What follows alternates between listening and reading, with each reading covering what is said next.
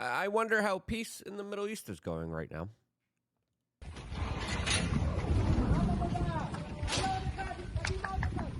Yep, as CNN would call it, fiery, but mostly peaceful. All of this as we got more shocking developments from Middle Eastern tensions that are rising to new levels that are really worrying and concerning, as of course there's a lot of news regarding the Houthis, a lot of news regarding Hamas, the hostages that they're holding, and the Israeli new plan to take over all of Gaza and to hold it indefinitely, as tens of thousands of reservists are already being called up in Israel, as it truly does look like it's going to be a wild situation that's going to be unfolding there. As, of course, the Middle East isn't known for being a chill place. Let's just be honest with ourselves, especially within the last few years with the neoconservative type of foreign policy that has created a bigger mess of an already very messy situation.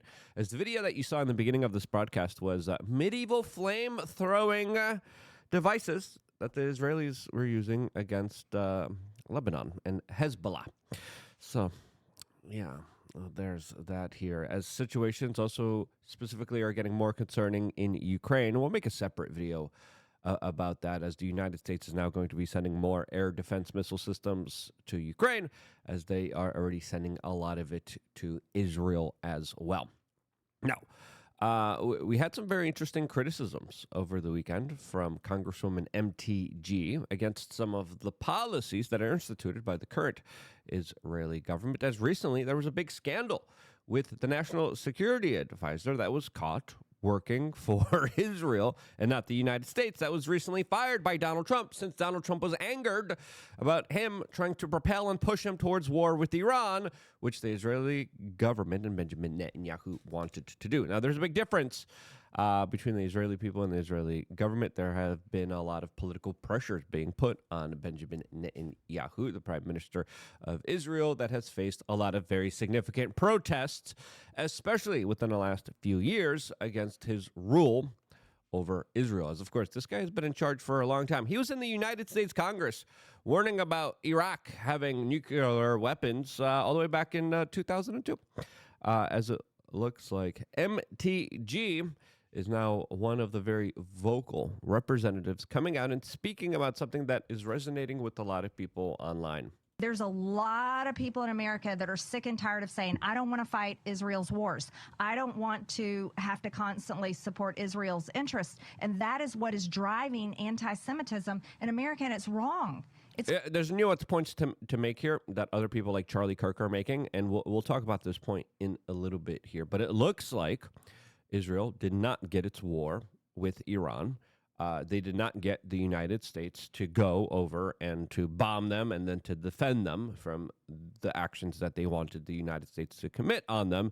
As now, it looks like the Israelis are moving on to a new plan. That new plan is to seize all of Gaza and to hold it officially. Israel has approved a plan to capture the entire Gaza Strip for an indefinite period.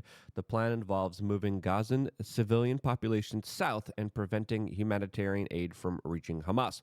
Aid distribution is included, but supplies will not be allowed in yet, as the Israelis are saying that Hamas is taking a lot of the aid, and therefore they don't want to give more aid to the Palestinians that they are in a war with. And this war, I mean, I've saw some of the footage there. It is grotesque. It is horrible. All forms of war just create hell on earth. And I've seen Ukrainian footage. I've seen footage from what's happening. So you don't want to see it. It gives you nightmares. The footage of what we're seeing happening right now in Gaza is just absolutely terrifying and nightmarish and awful. As we have this from Sky News saying, Benjamin Netanyahu says Israel's plan to seize all of Gaza and hold it indefinitely will be intensive. Yeah. This looks like a plan that Donald Trump previously talked about, saying, you know what, we're going to rebuild Gaza. But first, you have to take it over, as Hamas had a lot of their capabilities just absolutely wrecked by the Israeli military they aren't really capable of much now, except for maybe distributing aid and having some kind of political influence. Other than that, their kind of military capabilities are non-existent, to be quite honest with you. And now Israel expanding their military operations in order to have a, quote, sustained presence. You got to love these marketing PR terms here. They're going to take over the whole territory. And then they are going to, of course, try to get countries like Canada, Egypt, Jordan to take in the population. And then there are plans for other Middle Eastern countries to potentially get involved here. But it might be the United States. It might be just Israel that are going to say, you know what, we're just going to rebuild everything ourselves. And we are going to just make it our land. And that would, of course, trigger and anger a lot of people like the Houthis, who are predominantly fighting behalf on this one particular issue. And we'll tell you the kind of inner details here. But before that, we wanted to tell you about LukeUnfiltered.com. We had a lot of great fun yesterday during our range day. We got to meet a lot of really great, awesome people. And it was awesome working with them one-on-one. It was awesome being able to learn with them. It was awesome being able to hang out with them. And that's one of the perks that you get on LukeUnfiltered.com. I'm going to be trying to do a members meetup in Las Vegas, in New Hampshire in a few weeks from now. So if you are thinking about signing up, now's the time to do it. Click the link down in the description of this video. Click right here. Signing up is quick, it's easy, it's simple, and then check your spam for our email with your login credentials, and then you get the login, and then you get some really cool stuff. I got a very busy day. I'm going to try to do another meditation. It's just been nonstop for me. I apologize, but I have 13 plus years of videos centered around helping you in all shape, ways, and forms. We have many master classes, and I'm going to start doing more and more exclusive videos just for you guys for being a member of LukeUnfiltered.com. We probably will be trying to do another range day this upcoming next month. So if you're around, come out, and it's going to be a lot of fun, and it's something that I think is definitely worth signing up for. And if you haven't signed up, sign up right now. It goes towards supporting this independent media operation that, of course, doesn't cater to any kind of political pressure. As you can see here, we are very honest.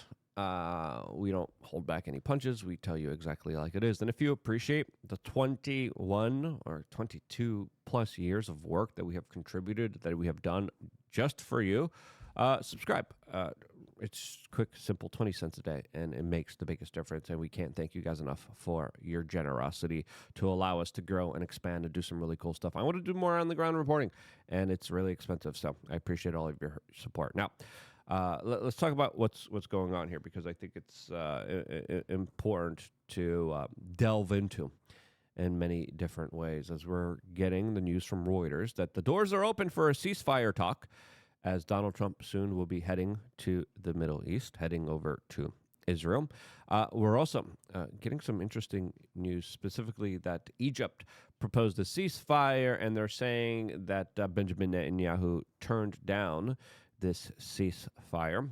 Benjamin Netanyahu says nothing like that has happened, but it's fair to say that the ceasefire was broken. The Israelis blame Hamas for it. Hamas blames the Israelis for it.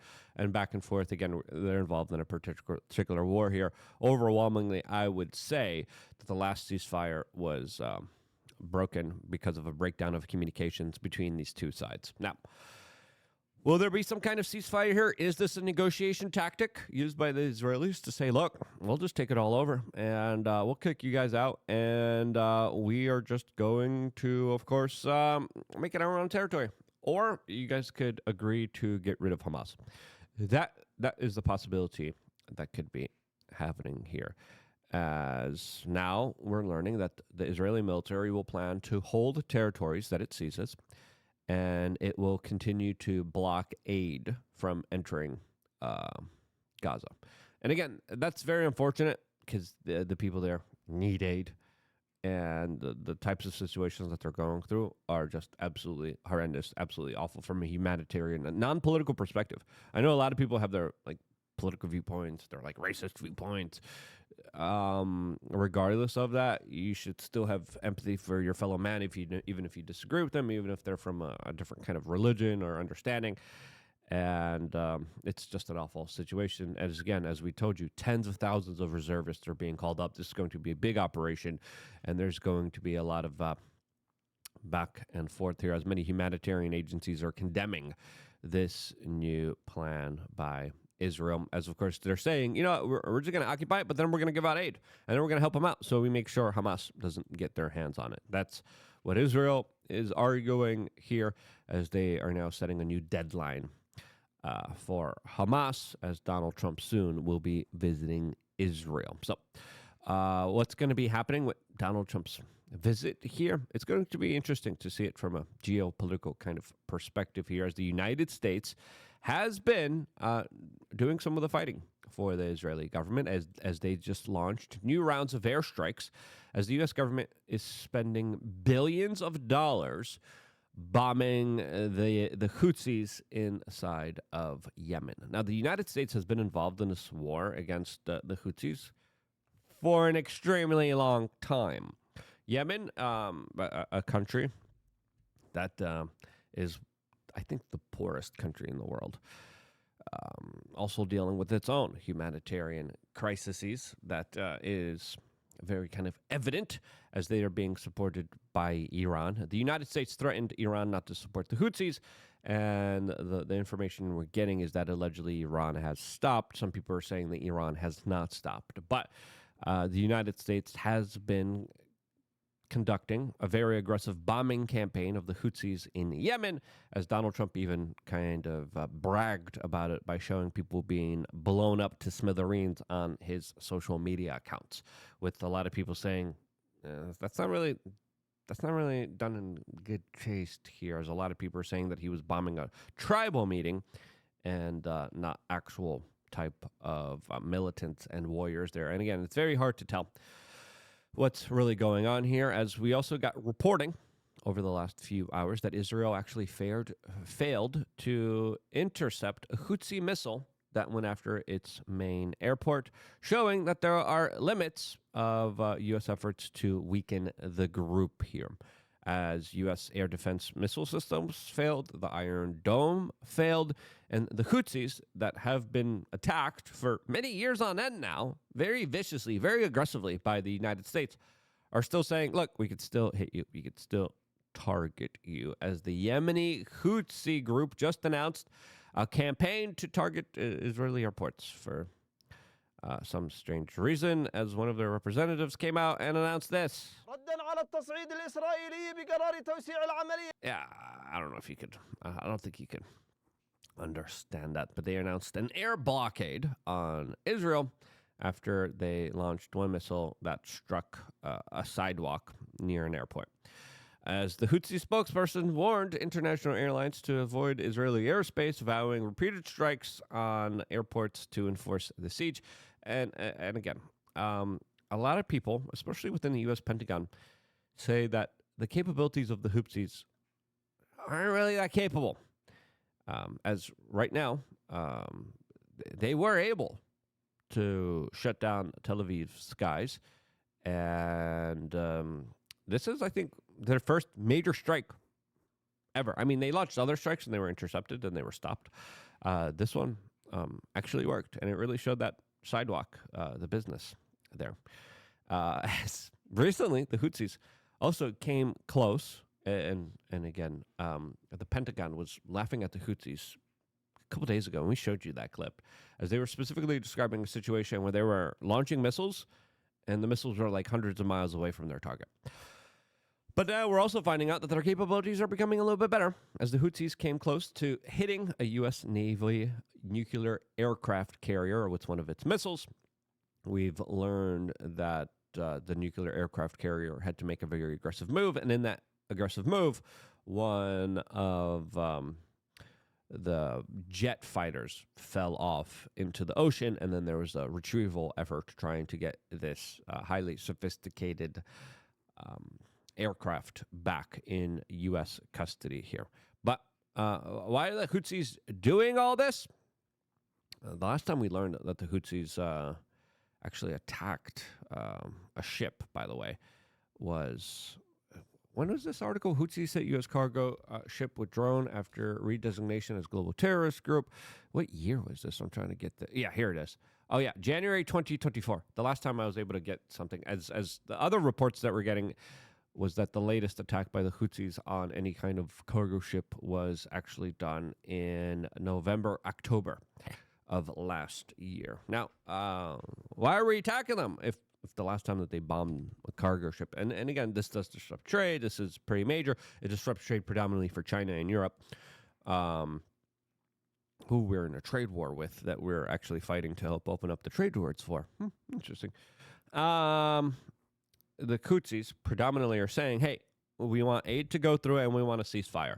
If there's no ceasefire, if there's no aid coming through, we're going to launch these missiles and try to hit you guys. That's their main argument. That's what they're angry about. And their predominant aggression towards Israel is surrounding this, as now the Houthis are kind of going to be pretty mad. Are they capable of actually doing something? Well, not really. Let's be real with ourselves here.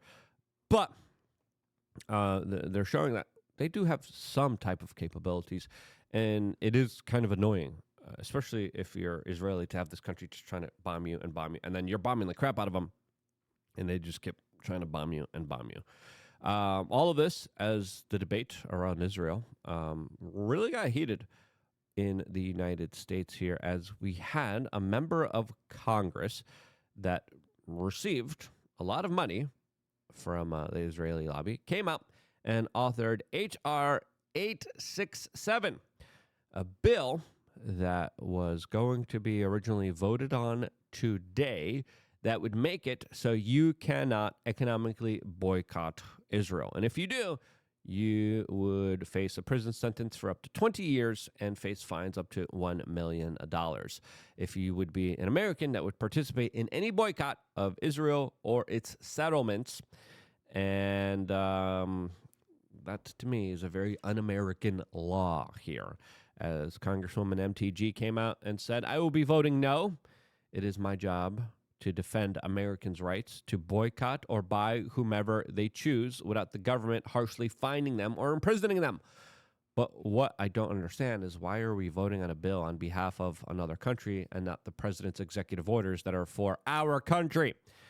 And Thomas Macy just updated everyone, saying that this bill has actually been pulled from the schedule for this week, as a lot of people have voiced a lot of vocal opposition along with him and other members like Charlie Kirk, who came out and said, yeah, fining people $1 million for boycotting and expressing themselves economically just for one country, not for our country, is a little ridiculous here. As already, the policies here in America, specifically when it comes to ICE agents now being directed to go after political critics of Israel rather than actual hardened criminals. Again, and I talk to people, and I know a lot of people within positions of power.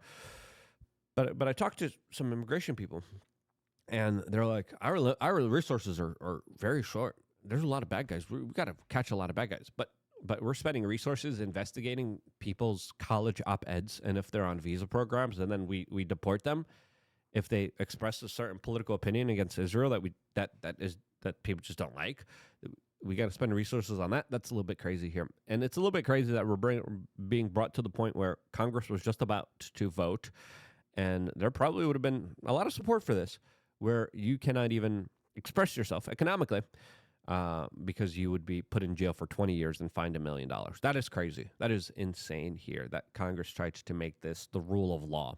Now, Charlie Kirk here argues this type of stuff only creates more anti-Semitism, and it creates narratives that the Israeli government is running our government. He says, in America, you are allowed to hold different views. You are allowed to disagree and protest. We've allowed far too many who hate America to move here from abroad. But the right to speak freely is the birthright of all Americans. This bill should not pass. Any Republican that votes for this bill will expose themselves. We will be watching very closely. Yeah, 100%. Absolutely agree with the sentiment here.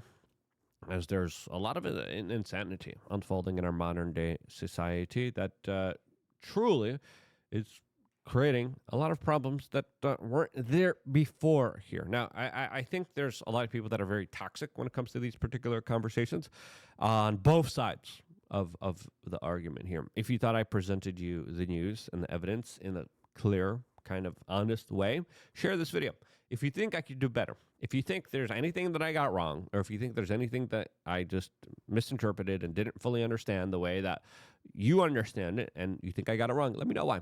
I always appreciate your constructive criticism. I always appreciate your ability to, of course, have a one-on-one conversation with me, which you do, especially when you sign up to lookunfiltered.com. Sign up right now, and I will see you there right after this broadcast. I love you guys. Stay tuned for more, all here exclusively on youtube.com/wearechange.